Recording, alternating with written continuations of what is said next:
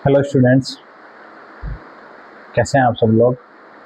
हमारा चैप्टर चल रहा था लाइट, जिसमें हमने रिफ्लेक्शन का जो पार्ट है वो कंप्लीट कर लिया था।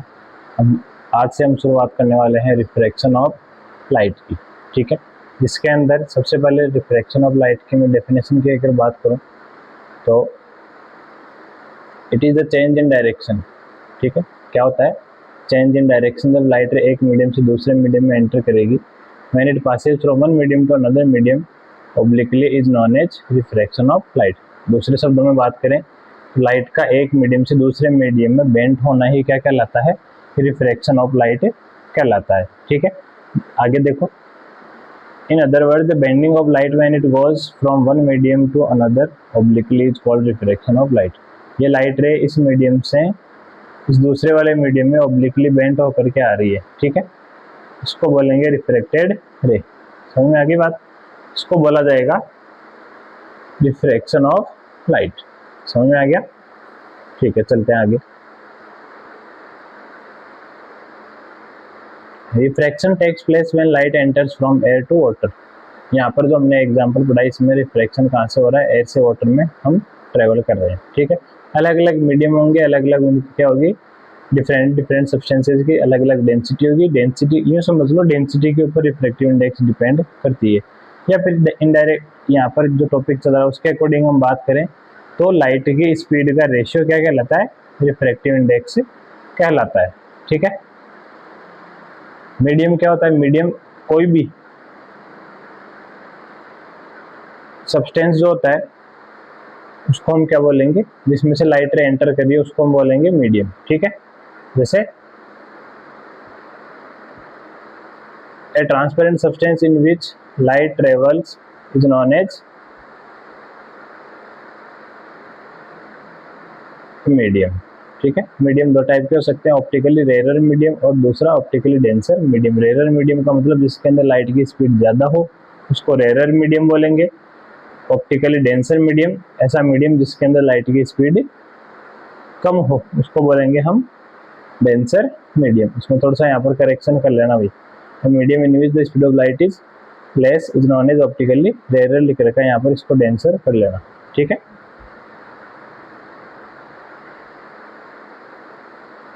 आगे देखो, रूल ऑफ रिफ्रैक्शन देखो, जब लाइट रे एक रेयर मीडियम से डेंसर मीडियम की तरफ एंटर करती है उस टाइम पर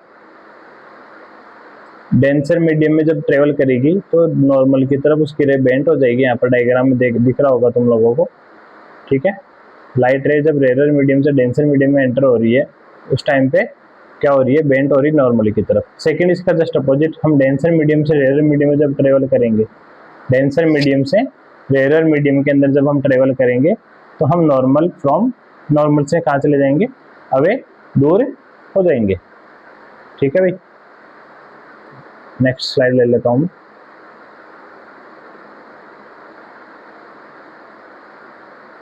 ठीक है, इसके अंदर जब लाइट रे डेंसर मीडियम से रेयर मीडियम में ट्रेवल करेगी तो अवे फ्रॉम द नॉर्मल, यहाँ पर दिख रहा होगा आप लोगों को, ठीक है। सेकंड आगे है laws of refraction. Laws of refraction को देखो, जो रिफ्लेक्शन के अंदर हमने लॉ पढ़े थे सेम वैसे ही है, थोड़ा सा चेंज है।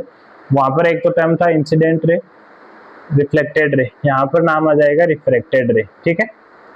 वर्ड के अंदर चेंज करना, बाकी पूरा का पूरा सेम टू सेम है। And the normal to the interface of two transparent media at the point of incidence और lie in the same plane, एक ही प्लेन में लाई करेगी। सेकंड पॉइंट पढ़ना था जो इंसिडेंट रेशियो जो होता है एंगल ऑफ इंसिडेंस का और जो एंगल ऑफ रिफ्रैक्शन का जो रेशियो है साइन के साथ में, उनकी जो वैल्यू है वो क्या रहेगी? कांस्टेंट रहेगी। लैंग्वेज देख लो, the ratio of sine of angle of incidence to sine of angle of refraction is a constant for a given light of given colour and for the given pair of media. मतलब medium same रहना चाहिए और light का colour change नहीं होना चाहिए, ठीक है। इसको बोलते हैं स्नेल्स लॉ। क्या बोल सकते हैं इसको? स्नेल्स लॉ भी बोला जाता है। Sine i divided by sine r equals to क्या होता है? कांस्टेंट। इस कांस्टेंट वैल्यू को आगे चल करके टर्म का नाम दिया जाता है रिफ्रैक्टिव इंडेक्स। क्या नाम दिया जाएगा? रिफ्रैक्टिव इंडेक्स, ठीक है। रिफ्रैक्टिव इंडेक्स क्या होता है? Refractive index of a medium is defined as, यहाँ देखो, refractive index of a medium defined as the ratio of speed of light in vacuum, vacuum का और किसी मीडियम के साथ में जो रेशियो है उसको हम बोलते हैं रिफ्रैक्टिव इंडेक्स। इसको रिप्रेजेंट किया जाता है n से। n equals to speed of light in vacuum divided by speed of light in medium, n equals to c/v।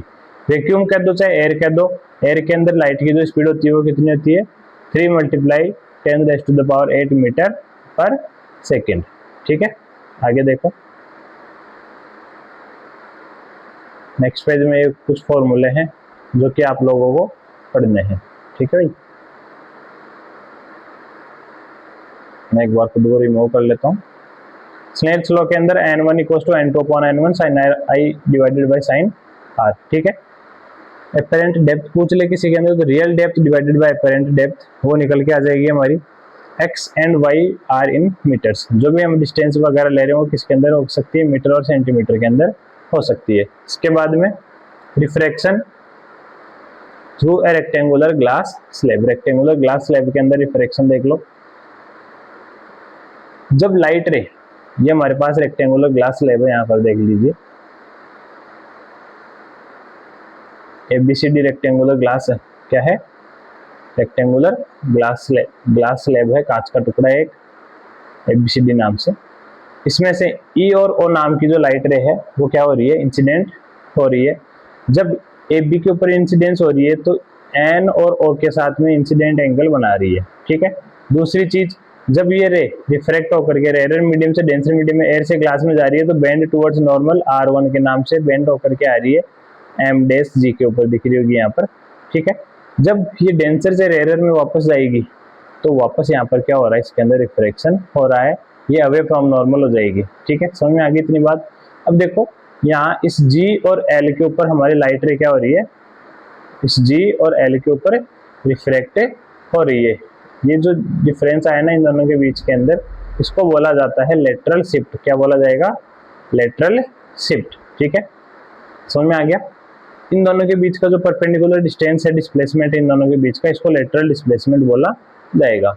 ठीक है, यहाँ तक समझ में आ गया। इसके बाद में देखो यहाँ पर जो सिंबल वगैरह, एंगल ऑफ ए का मतलब एंगल ऑफ इंसिडेंस, R1 का मतलब रिफ्रैक्शन फर्स्ट टाइम पर हो रही है एयर और ग्लास के बीच में, R2 की जगह अगर यहाँ पर R2 लिखा हुआ है तो हमारा जो रिफ्रैक्शन हो रहा है वो ग्लास से एयर के अंदर हो रहा है।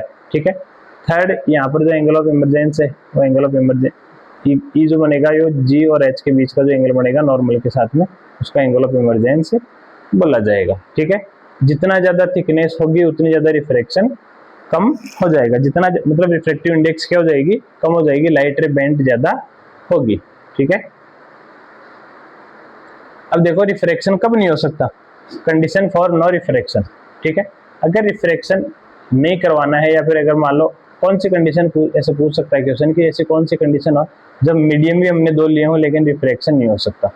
तो जब हम लाइट रे जो इंसिडेंट करवा रहे हैं वो जो मीडियम है उसके ऊपर नॉर्मल परपेंडिकुलर के जैसे लाइट रे गिर रही है उसको हम बोलेंगे नो रिफ्रैक्शन की कंडीशन। ठीक है, दोनों जो एंगल है उनके बीच में डिफरेंस जीरो आ गया, तो जब डिफरेंस जीरो आ गया तो कोई भी रिफ्रैक्शन नहीं होगा।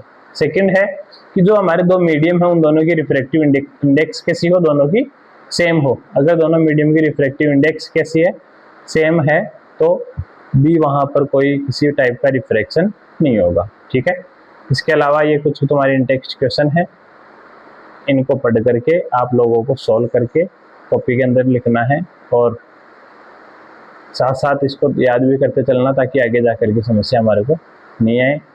लाइट रे and travelling in air enters obliquely into water. Air से किस में जा रही है, वाटर के अंदर लाइट रे ट्रेवल कर रही है। ठीक है, why does the light ray bend towards the normal और away from the normal. Why light ray normal की तरफ बेंड होगी या नॉर्मल से दूर जाएगी, तो इसमें कोई समस्या नहीं आने वाली है आप लोगों को। सेकंड क्वेश्चन है light enters from air to glass having refractive index. Refractive index दे रखा है, वैक्यूम के अंदर स्पीड दे रखी है, तो मीडियम के अंदर स्पीड फाइंड करनी है। 3 डिवाइडेड बाई 3 × 10⁻⁸ को 1.5 से डिवाइड करवा दो, आंसर तुम्हारा आ जाएगा 2 × 10⁻⁸ मीटर पर सेकेंड। ठीक है, इसके बाद में थर्ड क्वेश्चन है रिफ्रैक्टिव इंडेक्स का देख करके बताना इनमें से सबसे कम किसकी है, सबसे ज्यादा किसकी है। फोर्थ वाला भी इसी से रिलेटेड है, डायमंड की भी रिफ्रैक्टिव इंडेक्स 2.42। इसका मतलब क्या होगा, तो इसका मतलब ये है कि उस मीडियम के अंदर से जो लाइट मीडियम है उसके अंदर speed of light in diamond is 2.42 time less than, उसकी जो स्पीड होगी वो उतनी कम हो जाएगी अदर मीडियम के कंपेरिजन में। ठीक है, तो ये फ्रैक्शन का जो पार्ट है हमने स्टार्ट कर दिया है। अब कल मैं आप लोगों को स्फेरिकल लेंसेज और उनके रे डायग्राम वगैरह समझाऊंगा, और आगे जो चैप्टर है 2 या 3 पार्ट के अंदर इसको कंप्लीट हम कर लेंगे। ठीक है, एक चीज़ मैं और पूछना चाहूँगा सभी बच्चों से, मैं पहले एक तो बोर्ड पर पढ़ा रहा था वो वाला बेस्ट है, या फिर ऐसे पीपीटी बना करके या फिर ये पीडीएफ अपलोड करके फिर आप लोगों को समझा रहा हूँ, तो वो वाला तरीका बेस्ट है, मेरे को ज़रूर बताना। अगर वो बेस्ट है तो मैं उस तरीके से पढ़ा दूंगा, कोई समस्या नहीं है, और अगर ये सही लग रहा है तो इसमें भी पढ़ा सकता हूँ मैं। ठीक है, धन्यवाद। आप इतना चैप्टर कंप्लीट करो आज, बहुत टाइम हो गया मैंने वीडियो अपलोड नहीं करा, तो मैंने आज सोचा कि चलो कुछ डाल देते हैं बच्चों के लिए जो बैठे बैठे पढ़ते भी रहे, उनकी तैयारी चलती रहे। ठीक है ना, धन्यवाद।